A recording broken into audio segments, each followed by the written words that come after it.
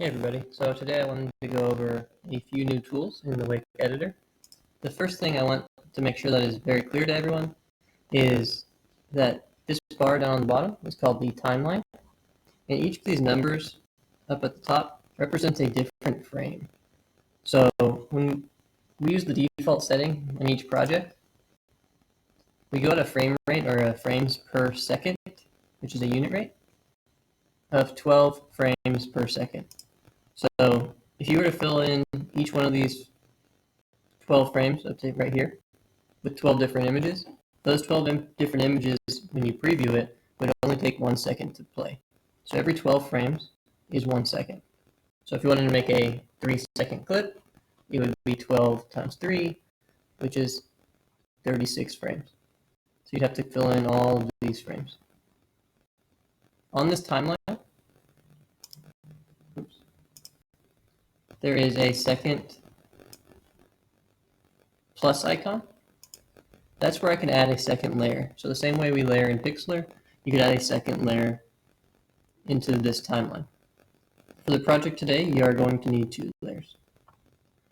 The next thing that we're going to go over is how to do something called pan. So if you zoom in and you draw a shape and you want to see the bottom of that shape, oops, I don't know what happened there.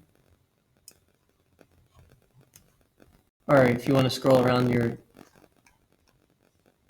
canvas, to pan, you want to hold the X key. So to hold X, I could click and drag and move around. So if I want to zoom in and make minor edits, I can zoom in. And if I want to go down and edit, let's say this was a person and I want to edit its feet, I can zoom to wherever I want to go on that canvas. Okay. The last tool that we're going to be going over today is tweening. And tweening is a tool that we use for movement. And it's something that you're only going to use if you have a consistent shape or if the shape is not changing. So on the last project, we changed the shape of a ball by stretching it to show that it's going faster and squashing it to show that it's being smashed against the floor or there was contact. For today, we're going to show movement of something that's constant or not changing. So if you have like a circle, that circle, if it stays the same shape, and I can actually show you. For whatever reason, it's not staying. A tween is a way to show movement between 2 points. So if I wanted to move this circle over to the other side of the screen over the course of 14 slides, I can do that by clicking at the second tween point and moving it over here. So then if you preview this slide, it's going to show that that shape moves across the screen over the course of 14 frames. So a little bit over 1 second.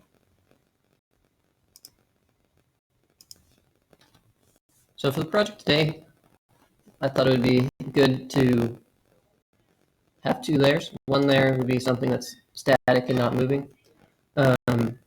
So I just thought, let's draw an image of like someone sleeping or camping. So I'm going to take a pencil or a brush. I'm going to create a horizon line to show the floor and then show the clouds and sky. And then I'll just draw a little stick figure here. And we'll have him with his hands underneath his head. He's just going to be sleeping. So this is going to be unchanging. And then on my second layer, oops, and I accidentally left a big chunk of this.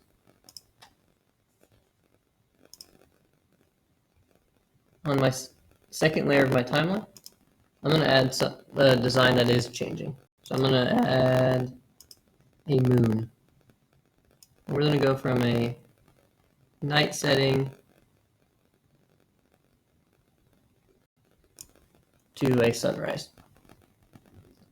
And in order to do a tween, we're going to change the length of this moon drawing. Because I'm keeping that same drawing, I'm going to change it to about 1 second. So I'm going to do a movement of this moon for 1 second. And I want that moon to start here. And I want it to end over here and pretty much set, I guess. So to add a tween, you go over to this button here, it's a little diamond shape, and click Add Tween. And that's going to start your first endpoint. So this is where the shape's going to start. Then you see this line across, and that's showing the movement. So I want it to end at a certain location. So I'm going to go to the end of this frame and add a second tween button.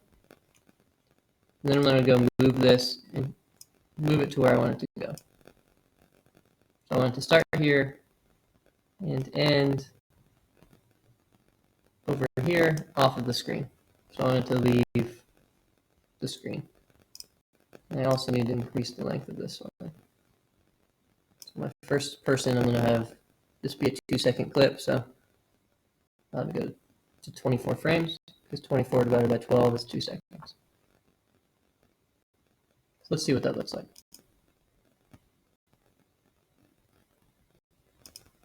And to me, it crossed over the horizon line, which we don't like, so I'm going to edit that a little bit. Bring it up.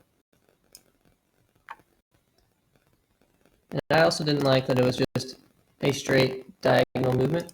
I'm going to have it go up a little bit and then go down. So I'm going to add a third tween point in the middle of this frame.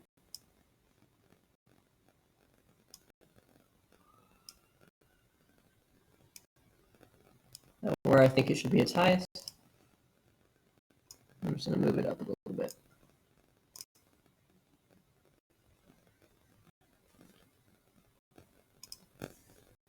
And now I want to show the sun rising at the same point. So right here is where we have our moon disappearing, and at that point we want our sun to be rising. So I'm just going to make a little circle.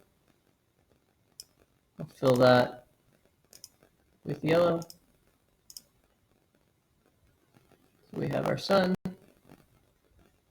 I'm going to extend this, and I want this sunrise to be about a second as well. So it'll be 12 more frames. And I'm going to add a tween point here. And I want my project to end where the sun's at its peak. So I'm going to add another tween point at the end of that 12 frame segment. And move my sun up to the top. So let's preview that transition. The moon goes down, the sun comes up. So this is a good way, if you're doing something moving in the background, to show that movement. Anytime you have a shape that doesn't change, tweening is by far the easiest way to show movement. Instead of having to copy and paste 24 slides to show that movement, you can just click this tween button a couple times and it will do it for you. After that, we're going to export it as a GIF, and you should name your project at class name _ tween. Click export. Thank you.